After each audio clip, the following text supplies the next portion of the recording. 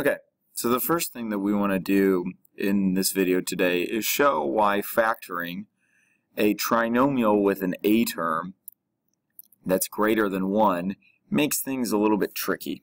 So let's show this really quick.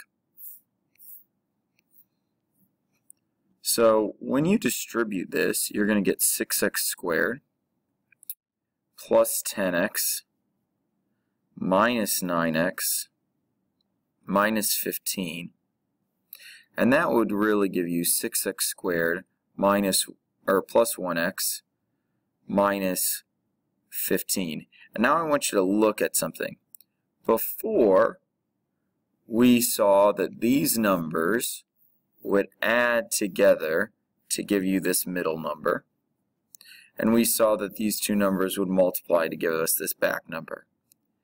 And if you look at that now, these two back numbers, negative 3 plus 5 is 2, so it doesn't give us our middle number. But they still do multiply together to give us our back number. And the front numbers actually multiply to give us our front number. So the problem is, the pattern that we've been using for factoring no longer works because these two numbers do not multiply. Well, they do multiply to give us this, but they do not add to give us this middle number. That's not true anymore. So we need to come up with a new method on factoring trinomials that look like this. So let's see a problem and kind of think through it.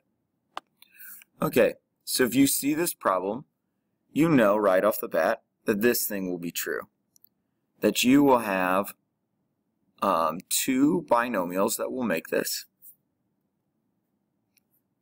And then when you are doing that, you also know the front numbers have to multiply to 5x squared, so that's pretty easy to do because 5x and 1x. And you know the back numbers need to multiply to 8, but that's a little bit of the problem because do I pick 8 and 1? Do I pick 4 and 2? Because nothing from here is going to add up to give me negative 14. So we call this the guess and check method, where you just plug in these values. Since it's negative 14, these are probably negative, but you plug in these values and you check and see if they work. And how you can check to see if they work is you can multiply it out. Now, I really do not like doing the guess and check method because it takes forever, especially if this term was 8, had more factors. You might have to spend a long time checking all of your possible outcomes, and even sometimes the order that you plug these things in matters. So we're going to learn a new method, and this method is really going to work on making this process a little bit easier. So let me show you the method. The method works like this. We're actually going to make everything larger to make it simpler. So we are essentially going to times everything by 5, but we're not going to actually worry about our middle number. So we're going to times this by 5, but we're not going to worry about this. We're going to times this by 5, but we're not going to worry about it. What we're really going to worry about is timesing this 8 by 5. So we're going to times it by 5. And you might go, where did you get the number 5? Well, whatever your front number is, you're going to multiply all your numbers, but specifically your last number, by 5. So your front number you'll multiply through. And 8 times 5 is going to give me 40. Now instead of us going what multiplies together to give us 8 and adds together to give us negative 14, we're going to go what multiplies together to give us 40 and adds together to give us negative 14. Well, that would be negative 10 and negative 4. So then I could write this as 5x squared minus,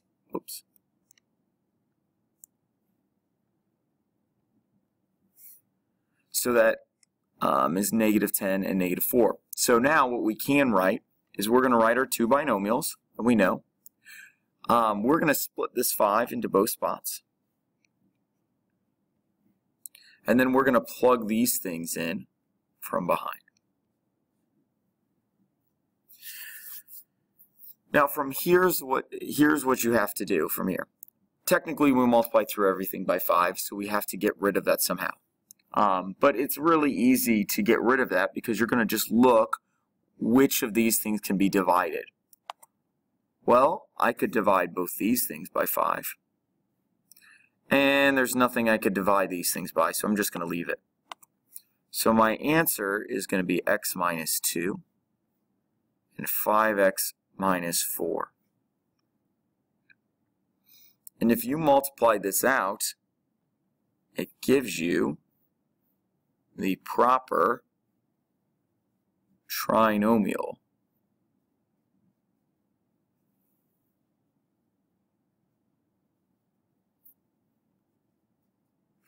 So this method really works by timesing this first number times the last number, and instead of using this last number as your what multiplies and adds, you use this number for what multiplies and adds, and then you just write it into here.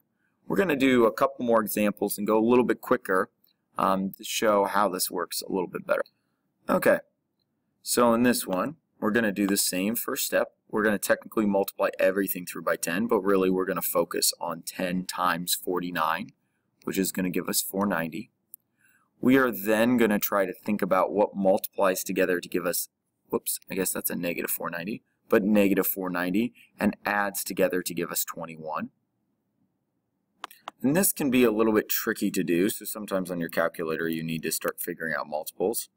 I think the one that works is if you divide this by 35, you get 14. So that would be negative 35 and a positive 14. And then we're going to rewrite this again. So we're going to have 10n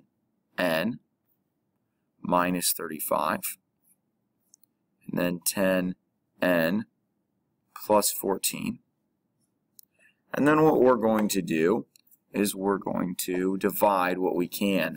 Well, from this side, I can divide 5. And then this side, I can divide 2.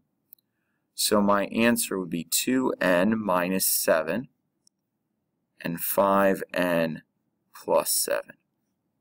That would be my final answer. A lot of times the hardest part on these problems is to think what multiplies and what adds. Let's do one more.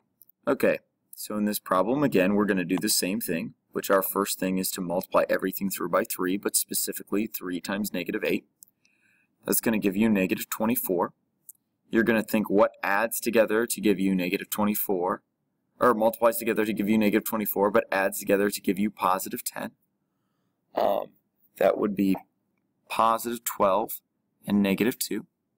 So again, we're going to rewrite this as 3n plus 12 and 3n minus 2. And then I can go through and divide this side by 3, which will give me n plus 4. And this side would just be 3n minus 2. And that would be my final answer. Again, this method works every single time. The biggest things for you to remember is you're going to times everything through by this, but specifically you're going to focus on doing this times this. And then it's what multiplies together to give us this, and adds together to give us this. And then we just rewrite it. And once you rewrite it, you just have to see what divides out. Let me know if you have any questions.